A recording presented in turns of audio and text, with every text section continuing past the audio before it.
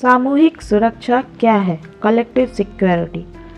Collective security, सामूहिक सुरक्षा, एक ऐसी अवधारणा है जिसमें किसी राष्ट्र की सुरक्षा जो है केवल उस राष्ट्र की चिंता का विषय नहीं होता, बल्कि यह पूरे सभी बाकी जो राष्ट्र होते हैं उनकी भी चिंता का विषय होता है।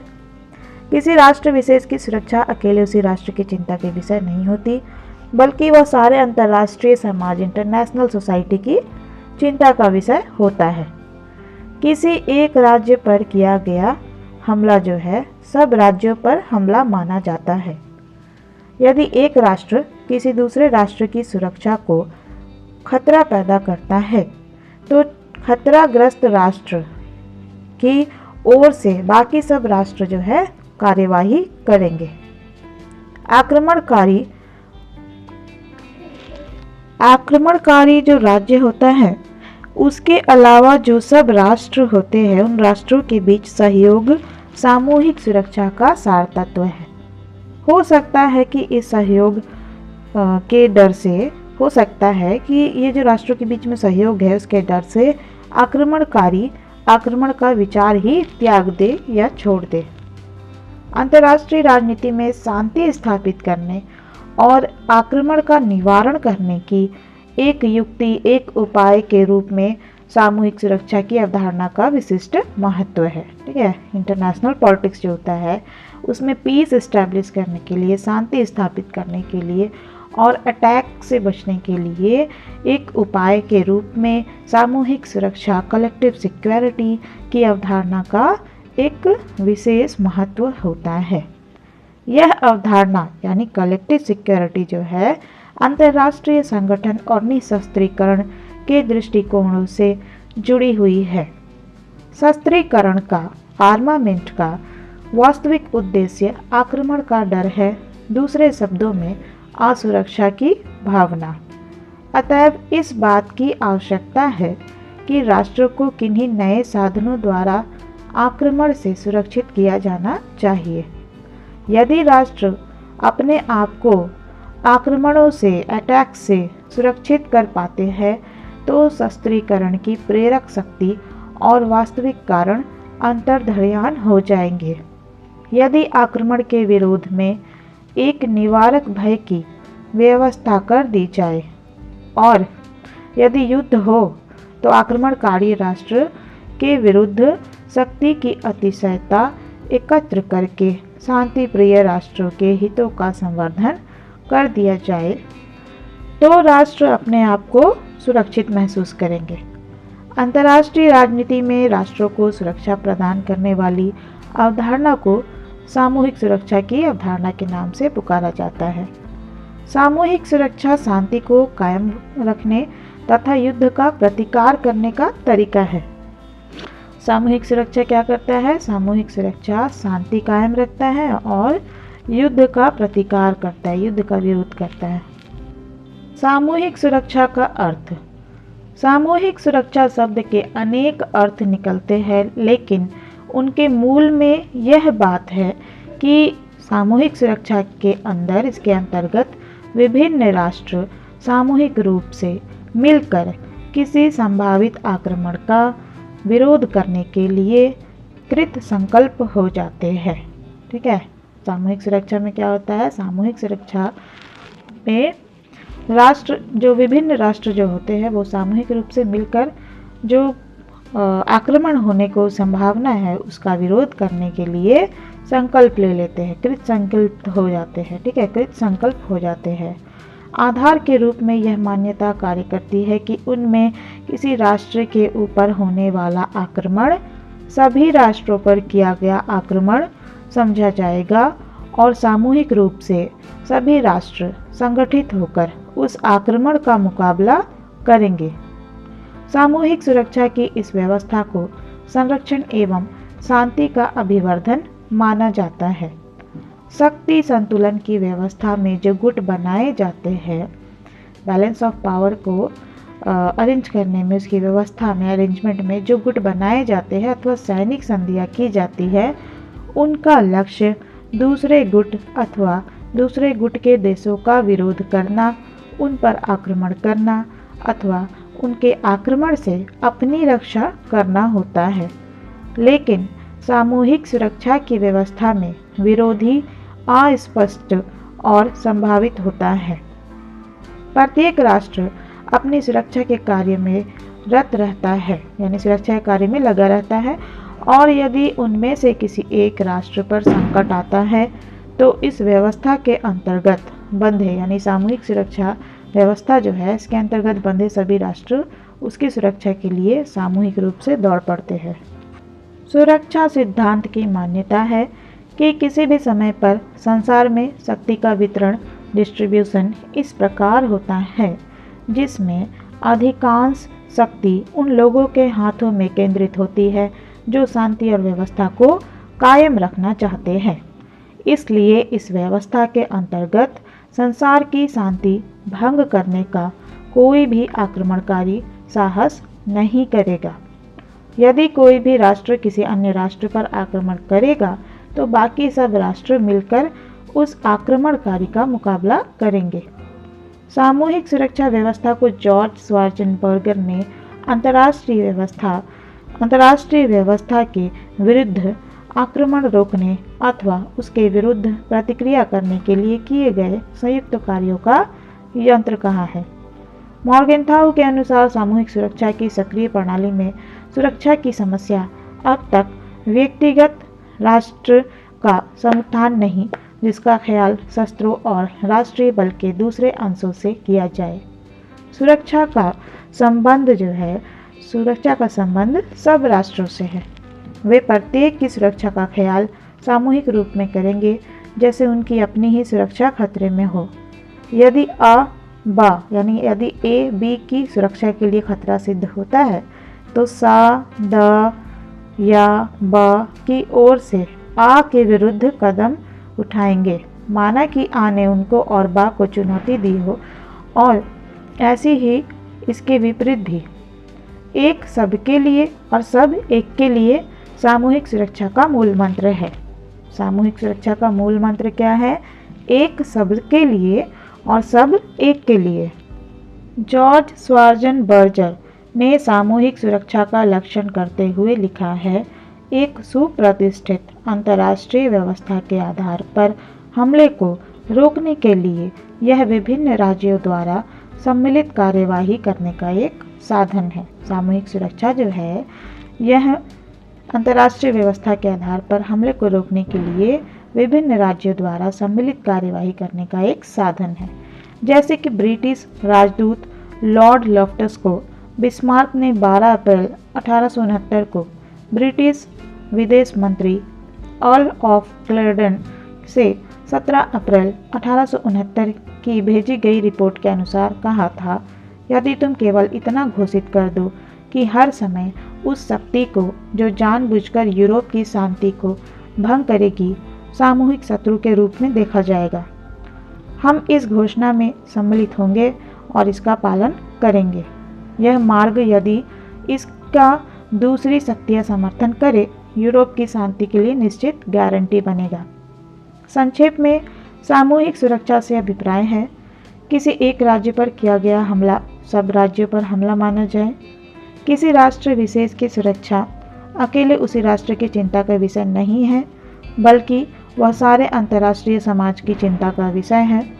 यदि एक राष्ट्र किसी दूसरे राष्ट्र की सुरक्षा को खतरा पैदा करता है तो खतराग्रस्त राष्ट्र की ओर से बाकी सब राष्ट्र कार्यवाही करेंगे। आक्रमणकारी के अलावा और सब राष्ट्रों के बीच सहयोग सामूहिक सुरक्षा का सार तत्व है। हो सकता है कि सहयोग के डर से आक्रमणकारी आक्रमण का विचार ही त्याग दे। सामूहिक सुरक्षा के सैद्धांतिक मान्यताएं जानते हैं इसकी। चलिए, the concept of collective security theoretical assumptions. युद्ध को रोकने तथा अंतर्राष्ट्रीय शांति के अभिवृद्धि करने के प्रभावी साधन के रूप में सामूहिक सुरक्षा का सिद्धांत कुछ सैद्धांतिक मान्यताओं पर आधारित है। मॉर्गेनथाउ के अनुसार यदि सामूहिक सुरक्षा को युद्ध रोकने के माध्यम के रूप में कार्य करना है तो 3 धारणाएं अवश्य पूरी होनी चाहिए। पहली धारणा यह है कि सामूहिक सुरक्षा व्यवस्था प्रत्येक अवसर पर इतनी जबरदस्त शक्ति संचय करने की स्थिति में होनी चाहिए ताकि आक्रामक राष्ट्र अथवा राष्ट्रों को आक्रमण करने का साहस ना हो। दूसरा, उन राष्ट्रों की सुरक्षा संबंधी धारणाएं, मान्यताएं व नीतियां समान होनी चाहिए जिन्हें सामूहिक रूप से आक्रमण का मुकाबला करना हो।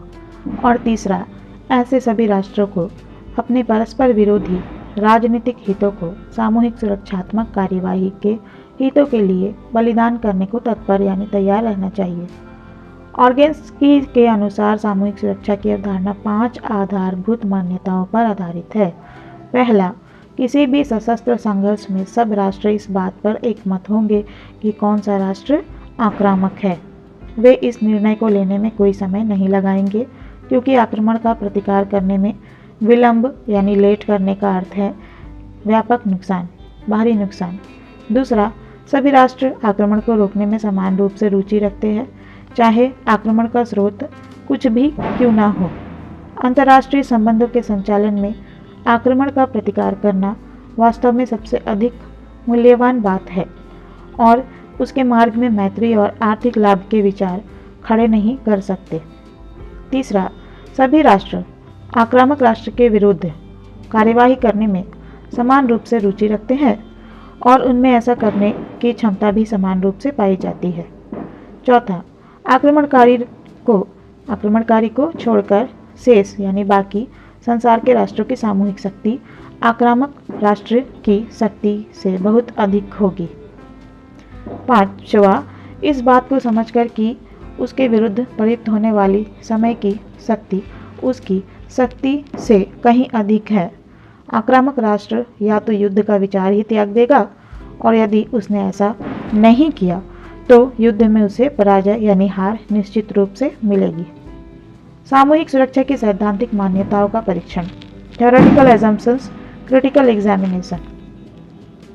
संक्षेप में सामूहिक सुरक्षा के संबंध में कुछ मोटी मोटी मान्यताएं उभरती है। सभी राष्ट्र आक्रमणकारी को पहचानते हैं। आक्रमण को रोकने में सभी की समान रुचि होती है। सभी राष्ट्रों में आक्रमण का प्रतिकार करने की क्षमता होती है। आक्रमणकारी राज्य की अपेक्षा समग्र यानी कलेक्टिव पावर की शक्ति अधिक होती है। विश्व शांति शक्ति की अधिकता पर आधारित है।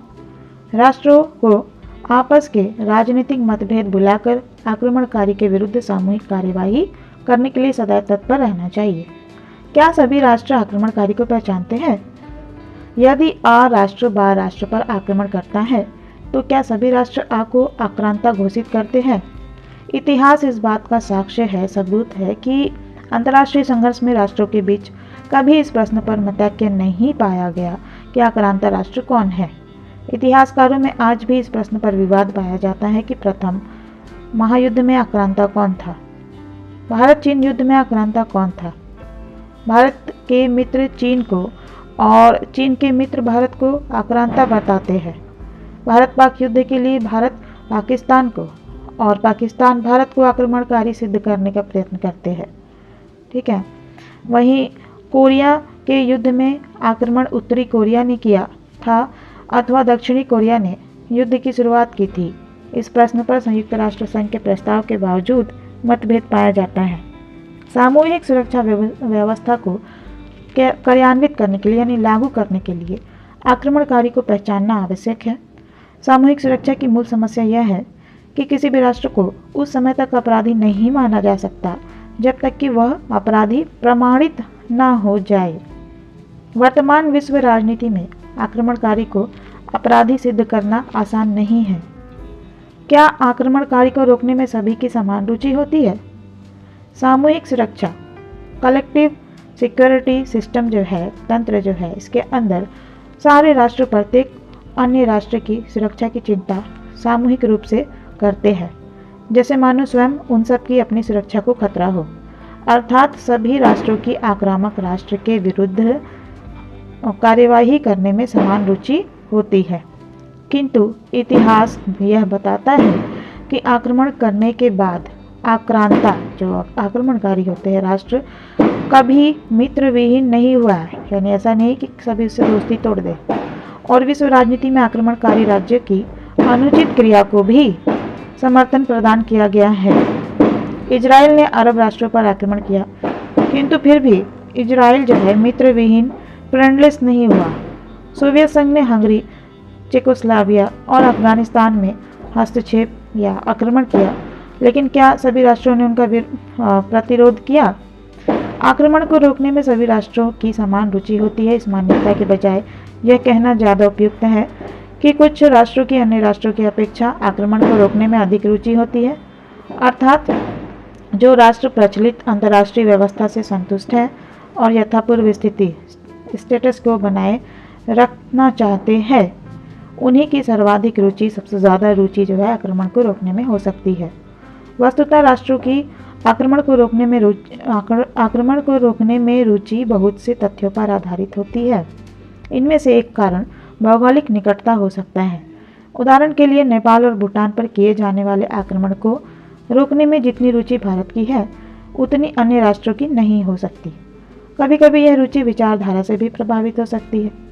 पूर्वी यूरोप के राष्ट्रों पर किए गए आक्रमण को रोकने में सोवियत संघ की स्वाभाविक रूप से रुचि थी। संक्षेप में, आक्रमण को रोकने में सब राष्ट्रों की रुचि समान नहीं होती है। ठीक है, आक्रमण को रोकने में सभी राष्ट्रों की रुचि जो है समान इक्वल नहीं होती है। क्या सभी राष्ट्रों में आक्रमण का प्रतिकार करने की क्षमता होती है? सामूहिक सुरक्षा का बुनियादी सिद्धांत यह है कि यदि कोई राष्ट्र किसी अन्य राष्ट्र पर आक्रमण करता है, हमला करता है, तो यह अन्य सब राष्ट्रों को आक्रमणग्रस्त राष्ट्र की मदद को आगे आना चाहिए। इस प्रकार आक्रमणकर्ता के अलावा और सब राष्ट्रों के बीच सहयोग सामूहिक सुरक्षा का सार तत्व है। लेकिन एक शक्तिशाली आक्रामक राज्य के पड़ोस में स्थित छोटा राज्य अपने पड़ोसी के विरुद्ध सामूहिक कार्यवाही में सम्मिलित होने का निर्णय आसानी से नहीं ले सकता। ठीक है, जैसे मान लो कोई एक बड़ा राज्य है, शक्तिशाली राज्य है, जो अगर वो किसी पे हमला करता है, तो जो छोटा राज्य, उसका पड़ोसी राज्य जो होगा, उसका पड़ोसी राज्य जो छोटा होगा, वो जो है उसके विरुद्ध सामूहिक कार्यवाही में शामिल होने का निर्णय जो आसानी से नहीं ले पाएगा। ठीक है, कई बार ऐसे राष्ट्र जिनकी अर्थव्यवस्था आक्रामक राज्य की अर्थव्यवस्था से जुड़ी हुई हो, अपने आप को आक्रमणकारी के विरुद्ध कार्यवाही में भाग लेने में असमर्थ पाते हैं। यदि भारत आक्रमणकारी हो, तो क्या भूटान और नेपाल भारत के विरुद्ध आक्रमणग्रस्त राज्य का साथ दे सकेंगे? यदि पेट्रोल उत्पादक अरब देश आक्रमणकारी हो, तो क्या उनके पेट्रोल पर निर्भर देश उनके विरुद्ध आक्रमण से ग्रस्त राज्य का साथ दे सकेंगे? जब आक्रमण ऐसे राज्य ने किया है जिससे मैत्री संबंध, ट्रीटी ऑफ अलाइनमेंट है, उस समय आक्रमणकारी के विरुद्ध भाग लेने का निर्णय आसानी से नहीं लिया जा सकता, आसान नहीं हो सकता। यदि सोवियत संघ आक्रमण करता, तो वार्सा पैक्ट के अन्य सदस्य देश जैसे हंगरी अथवा रोमानिया सोवियत संघ द्वारा किए गए आक्रमण का विरोध करने का फैसला आसानी से नहीं कर सकते थे। क्या आक्रमणकारी राज्य की अपेक्षा समग्र की शक्ति अधिक होती है? समग्र यानी सामूहिक सुरक्षा में जो शामिल है आक्रमणकारी के अलावा बाकी जो देश है, क्या वे अधिक शक्तिशाली होते हैं आक्रमणकारी राज्य से? सामूहिक सुरक्षा शक्ति के ऐसे वितरण का निर्देश करती है, पावर का ऐसा डिस्ट्रीब्यूशन को डायरेक्ट करती है जिसमें बहुत बड़ा हिस्सा शांति और व्यवस्था के रक्षकों के हाथों में होता है। आक्रामक राज्य की अपेक्षा समग्र की सामूहिक शक्ति अधिक होती है। इसलिए यदि समस्त राष्ट्रों को आक्रमणकारी का विरोध करने के लिए तैयार करने में सफलता मिल जाए, तो आक्रमण को विफल बनाया जा सकता है। कोई एक राष्ट्र विश्व के समस्त राष्ट्रों की सामूहिक शक्ति का मुकाबला नहीं कर सकता, और यदि वह फिर भी आक्रमण करता है तो उसे कुचल दिया जाएगा। किंतु आज आणविक आयुधों का युग है। यदि अमेरिका, जो कि एक आणविक शक्ति है, किसी राष्ट्र पर आक्रमण करता है और विश्व के बाकी सभी राष्ट्र उसके विरुद्ध सामूहिक रूप से संगठित हो भी जाए, तो भी वह विश्व की समग्र शक्ति का मुकाबला करने की स्थिति में है। इसलिए इस मान्यता को भी सही नहीं कहा जा सकता कि आक्रमणकारी राज्य की अपेक्षा समग्र की शक्ति अधिक होती है। क्या विश्व शांति शक्ति की अधिकता पर आधारित है? क्या विश्व शांति, वर्ल्ड पीस जो है, वो पावर के अधिकता पर आधारित है? यदि कोई राष्ट्र आक्रमण करने का इरादा रखता है, लेकिन जब उसे यह मालूम पड़ जाए कि उसकी आक्रमणकारी गतिविधियों का शेष विश्व यानी बाकी जो देश विश्व है, वर्ल्ड है, उसके समस्त मोर्चे द्वारा प्रतिरोध किया जाएगा। विश्व की समग्र शक्ति का सामना करने में अपने आप को असमर्थ पाकर हो सकता है कि वह आक्रमणकारी इरादों को त्याग दे, अर्थात विश्व शांति उसी स्थिति में कायम रह सकती है जबकि विश्व में शक्ति का वितरण, डिस्ट्रीब्यूशन ऑफ पावर, इस प्रकार हो कि जिससे अधिकांश शक्ति उन राष्ट्रों के हाथों में रहे जो यथास्थिति को कायम, स्टेटस को कायम रखना चाहते हैं। सन 1815 से लेकर 1914 तक यदि विश्व में कोई व्यापक युद्ध नहीं हुआ तो उसका कारण यह था कि उस काल में इंग्लैंड दुनिया का सर्वाधिक शक्तिशाली राष्ट्र था और उसकी रुचि यथास्थिति को कायम रखने में थी। लेकिन द्वितीय विश्व युद्ध के बाद की विश्व राजनीति में जबकि विचारधारा के आधार पर स्पष्टता दो गुट बन चुके थे, क्या शक्ति की अधिकता वाला कोई राष्ट्र उभर कर सामने आ पाया? फिर क्या किसी आक्रामक राज्य के विरुद्ध अमेरिका और सोवियत संघ मिलजुल कर प्रतिरोध करने की चेष्टा करने की स्थिति में थे? क्या राष्ट्रों को आपस के राजनीतिक मतभेद भुलाकर आक्रमणकारी के विरुद्ध सामूहिक कार्यवाही के लिए हमेशा तैयार तत्पर रहना चाहिए? सामूहिक सुरक्षा की यह भी मान्यता है कि राष्ट्रों को आपस के राजनीतिक मतभेद जो है उसको भुलाकर आक्रमणकारी के विरुद्ध सामूहिक कार्यवाही करने के लिए सदैव तत्पर रहना चाहिए, हमेशा तैयार रहना चाहिए। इस मान्यता की समीक्षा करते हुए डॉक्टर महेंद्र कुमार लिखते हैं कि संकट की स्थितियों में सामूहिक ताकत का संचय इसलिए कठिन हो जाता है कि सुरक्षा और विदेश नीति के बीच बुनियादी संघर्ष हमेशा बना रहता है। सामूहिक सुरक्षा के सिद्धांत के अनुसार हर आक्रमण के विरुद्ध सामूहिक कदम उठाना जरूरी है, चाहे शक्ति और हित की परिस्थितियां कुछ भी हो, परंतु विदेश नीति अपने देश के राष्ट्रीय हित की आवश्यकताओं के अनुसार एक आक्रमण और दूसरे आक्रमण में अंतर करती है। सामूहिक सुरक्षा तो सिद्धांततः हर आक्रमण के विरुद्ध होती है, लेकिन विदेश नीति जो होती है, फॉरेन पॉलिसी, वह केवल कुछ विशेष आक्रमणों के विरुद्ध होती है। इसी प्रकार सामूहिक सुरक्षा चाहती है कि राष्ट्र अपने सारे साधन युद्ध में झोंक दे और हर आक्रमणकारी से अपने अंतिम दम तक लड़े। पर विदेश नीति जो है, फॉरेन पॉलिसी, कहती है कि किसी देश को केवल किसी निर्दिष्ट आक्रमणकारी से और सिर्फ उतनी सीमा तक युद्ध करना चाहिए जितनी सीमा तक उसके राष्ट्रीय हित और उसकी शक्ति के लिहाज से उचित हो। सामूहिक सुरक्षा के विचार का विकास, evolution of the collective security system. सामूहिक सुरक्षा के विचार का आरंभ जो है 17वीं शताब्दी की ओस्नाबर्ग संधि से माना जाता है। इस संधि, ओस्नाबर्ग संधि की 17वीं धारा में यह कहा गया था कि संविदा करने वाले सभी और प्रत्येक पक्ष को इस शांति संधि से प्रत्येक और सब रूपों को प्रतिरक्षा और अस्तित्व रक्षा के लिए जिम्मेदार ठहराया जाएगा, चाहे इसके विरोध में खड़ा होने वाला कोई भी हो। इसके बाद विलियम पेन ने यूरोप में शांति व सुव्यवस्था बनाए रखने के लिए इस प्रकार की व्यवस्था को सुझाव दिया। विलियम पेन ने 1805 में सुझाव दिया कि सब प्रमुख यूरोपीय शक्तियों की व्यापक शांति भंग करने के किसी भी प्रयत्न के विरोध में नई यथापूर्व स्थिति का मिलकर समर्थन करना चाहिए, किंतु सामूहिक सुरक्षा पद्धति का वास्तविक रूप 20वीं शताब्दी में हमारे सामने आया, जबकि सन 1910 में अमेरिकी राष्ट्रपति थियोडोर रूजवेल्ट ने कहा था कि यह एक महत्वपूर्ण बात होगी यदि महाशक्तियाँ जो शांति में विश्वास करती है एक शांति संगठन बना ले जिससे न केवल उसके मध्य ही शांति रहे बल्कि किसी राष्ट्र द्वारा उनके भंग किए जाने पर यदि आवश्यक हो तो वे सामूहिक रूप से बल प्रयोग कर सके। सन 1910 में ही एक अन्य विचारक वॉन वुलेनहेवन ने भी इसी प्रकार की एक अंतर्राष्ट्रीय व्यवस्था का सुझाव दिया जिसका अमेरिकी कांग्रेस द्वारा समर्थन किया गया। सामूहिक सुरक्षा के विचार का विकास में प्रथम महायुद्ध के दौरान हेग में कार्य कर रहे अंतर्राष्ट्रीय संघ ने महत्वपूर्ण योगदान दिया।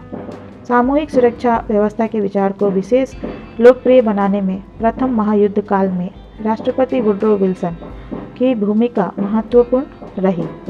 वैसे तो जब वुड्रो विल्सन ने सामूहिक सुरक्षा के विचार का खुलकर समर्थन किया, उससे पहले ही यह विचार अंतर्राष्ट्रीय जीवन में एक महत्वपूर्ण उपागम के रूप में जम चुका था। यहाँ तक कि राष्ट्र संघ लीग ऑफ नेशंस के निर्माण के लिए पेरिस में जो शांति समझौता किया गया, उसमें इसको मान्यता दी गई और इसे राष्ट्र संघ का आधार मान लिया गया। राष्ट्र संघ के रूप में ही पहली बार सामूहिक पद्धति ने संगठनात्मक रूप धारण किया।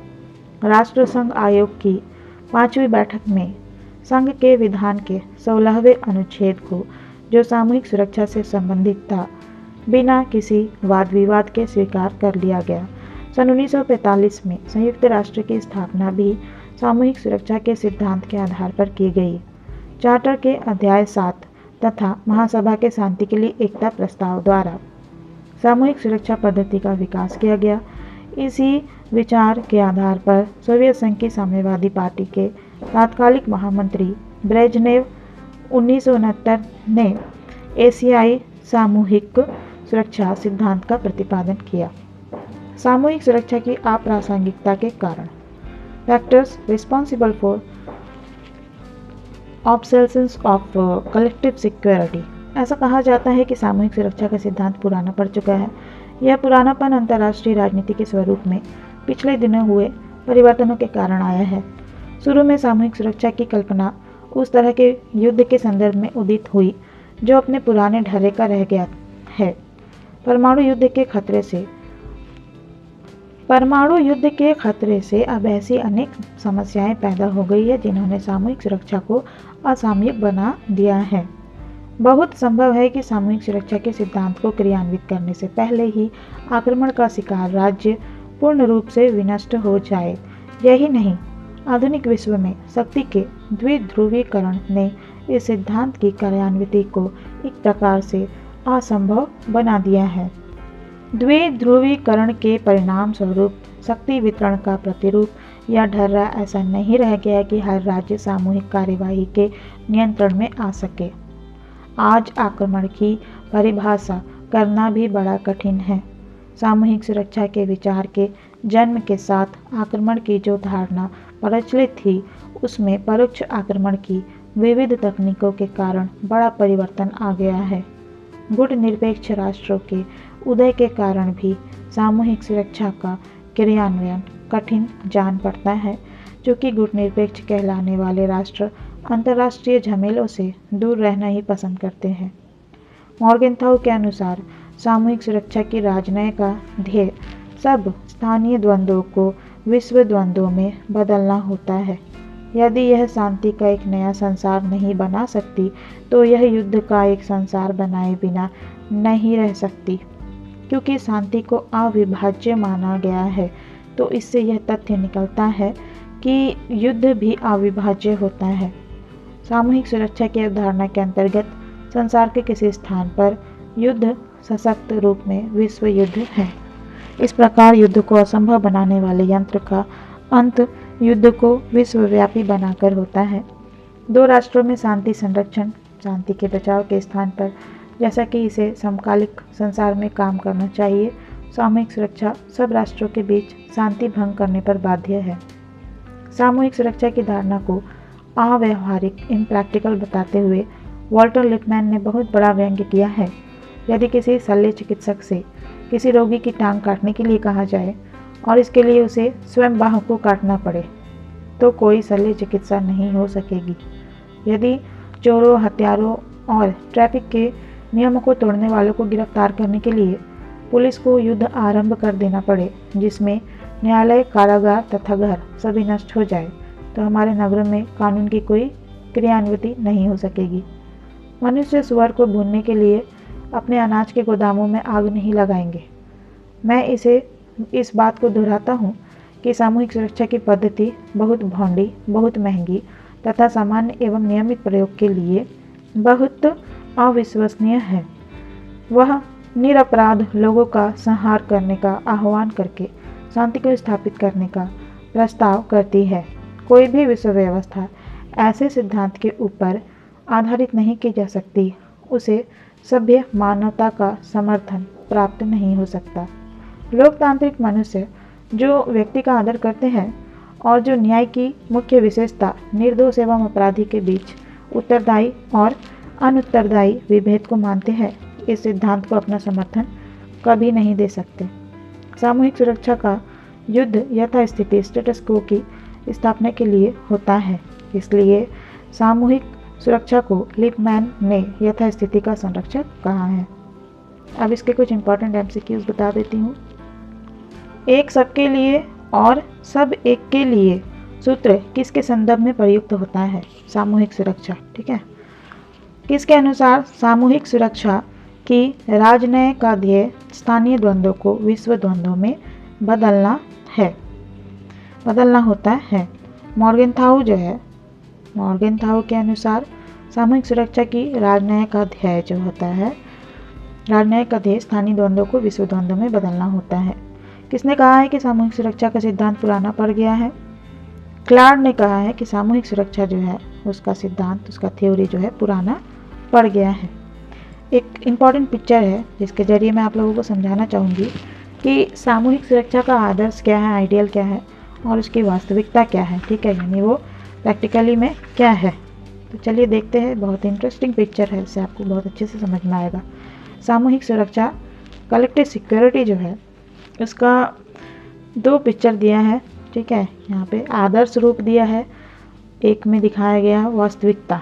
ठीक है, आदर्श आइडियल में क्या है और असल में क्या है। सा रा ला वा पा फा मा ये देश है। ठीक है, ये 6 देश हैं जो कि आदर्श रूप है। इसमें सब मिलकर जो है एक कलेक्टिव सिक्योरिटी को सिस्टम बनाते हैं। वास्तविकता क्या है? सा रा पा मा एक तरफ है और सा ठा रा पा एक तरफ है और या फा में द्वंद्व है और ये सब जो है आ बा ए बी जो है। ठीक है, तो इस तरह दिखाया गया है कि आदर्श रूप जो है वो एक देश की सुरक्षा को सभी अपनी सुरक्षा समझते हैं। ठीक है, उसकी सुरक्षा पर यदि यहाँ चाहे आक्रमण हो तो वो अन्य सभी देश उस पर आक्रमण समझते हैं अपने आप पे। ठीक है, और आक्रमणकारी को जो है पहचान करते हैं और उस पर युद्ध करते, आक्रमण करते हैं उसको, और जिस देश पर आक्रमण हो रहा है उसको बचाते हैं। लेकिन वास्तविकता ऐसी नहीं है। वास्तविकता में देखो, यहाँ पे कुछ देशों ने गुट बना लिया, यहाँ कुछ देशों ने गुट बना लिया। ठीक है, एक साथ मिलकर आक्रमणकारी पर वे आक्रमण नहीं कर रहे। ठीक है, क्यों? क्योंकि कुछ ऐसे तत्व होते हैं जैसे इकोनॉमिकली अगर किसी पर डिपेंडेंट है आक्रमणकारी राज्य पर दूसरे राज्य, या फिर वह बहुत ही ज़्यादा सैन्य रूप से शक्तिशाली है या कुछ मैत्री संधि हो रखी है, तो ऐसी स्थिति में सामूहिक सुरक्षा जो है कलेक्टिव सिक्योरिटी सिस्टम जो स्थापित करना मुश्किल होता है। तो आपने देखा the ideal of collective security and the reality of collective security. Video useful लगी है तो इसे लाइक करिएगा, चैनल को सब्सक्राइब कर लीजिएगा और इसे शेयर करना नहीं भूलिएगा। Thank you.